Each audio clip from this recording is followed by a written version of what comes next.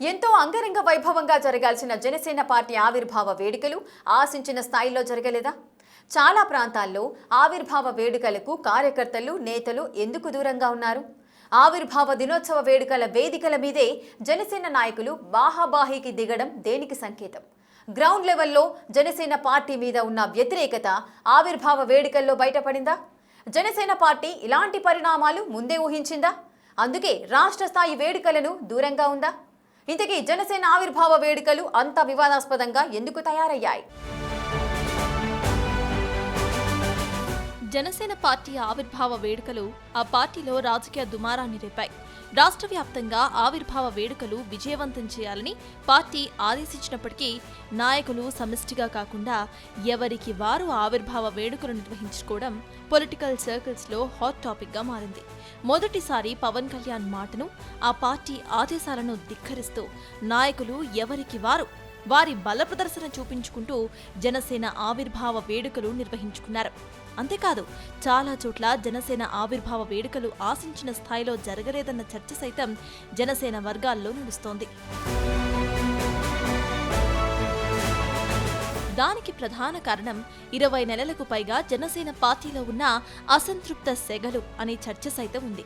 Janasena party అధికారంలోకి వచ్చిన తర్వాత నామినేటెడ్ పదవి విషయంలో, నీటి సంఘాల పదవుల విషయంలో పార్టీ కోసం కష్టపడిన వారికి కాకుండా ఇతర పార్టీ నుండి వచ్చిన వారికి పెద్ద పీట వేయటంపై గత కొన్ని రోజులుగా అంతర్గతంగా అసంతృప్త సెగలు రాజుకుంటున్నాయట. అంతేకాకుండా పార్టీలో పనిచేసిన వారికి ప్రాధాన్యత దక్కలేదంటూ చాలా మంది నేతలు బహిరంగంగానే విమర్శలు ఎక్కుపెడుతున్నారు. ఈ నేపథ్యంలో తాజాగా జరిగిన జనసేన పార్టీ ఆవిర్భావ వేడుకలకు చాలా మంది నేతలు, కార్యకర్తలు దూరంగా ఉన్నట్లు సమాచారం. పార్టీని నమ్ముకుని పనిచేసిన వారికి న్యాయం జరగనప్పుడు పార్టీ ఆవిర్భావ వేడుకల్లో అసలు ఎందుకు పాల్గొనాలి అంటూ కొంతమంది బహిరంగంగానే కమెంట్లు చేస్తున్నారు. అందులో భాగంగా పార్టీ ఆవిర్భావ వేడుకలు చాలా చోట్ల ఆశించినంత స్థాయిలో జరగలేదు అనే చర్చ సైతం పొలిటికల్ సర్కిల్స్లో వినిపిస్తోంది. వాస్తవానికి జనసేన పార్టీ ఆవిర్భావ వేడుకల విషయంలో గత వారం నుండి కొంత వివాదం జరుగుతూనే వస్తోంది. పార్టీ ఆవిర్భావ వేడుకలు మొదటిగా పిఠాపురంలో అంగరంగ వైభవంగా నిర్వహించాలని భావించినా వేరే రాజకీయ కారణాలు వాటిని రద్దు చేసేశారు.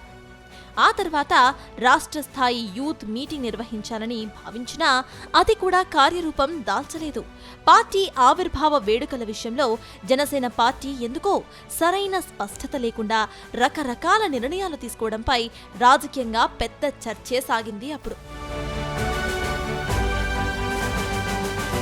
జనసేన పార్టీలో గ్రౌండ్ లెవెల్లో ఆశించినంత పాజిటివిటీ లేకపోవడం, నేతలు, కార్యకర్తల్లో కొంత అసంతృప్తి వ్యక్తమవుతున్న నేపథ్యంలోనే పార్టీ ఆవిర్భావ వేడుకలు రాష్ట్ర స్థాయిలో నిర్వహించకుండా వెనక్కి తగ్గారని ప్రచారం సాగింది. అయితే జిల్లా స్థాయి, మండల స్థాయి, నియోజకవర్గ స్థాయిలో పార్టీ వేడుకలు నిర్వహించాలని ఆదేశించినప్పటికీ పార్టీ ఆదేశాలను ఎవరూ పెద్దగా పట్టించుకోకపోవడం చర్చనీయాంశంగా మారింది.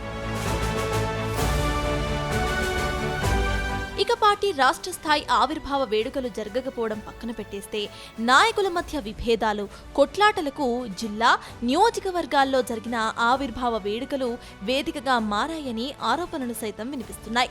ముఖ్యంగా రాజమండ్రిలో అక్కడ స్థానిక జనసేన నేతలు ఎవరికి వారు విడివిడిగా ఆవిర్భావ వేడుకలు జరుపుకోవడం, ఒకరిపై ఒకరు విమర్శలు చేసుకోవడం తీవ్ర చర్చనీయాంశంగా మారింది. స్థానిక నాయకుల విభేదాల దెబ్బకు జిల్లా అధ్యక్షులు, ఇన్ఛార్జీలు ఎక్కడ ఆవిర్భావ వేడుకలలో పాల్గొనాలో తెలియక సైలెంట్ గా ఇంటికే పరిమితమయ్యారన్న టాక్ సైతం వినిపించింది.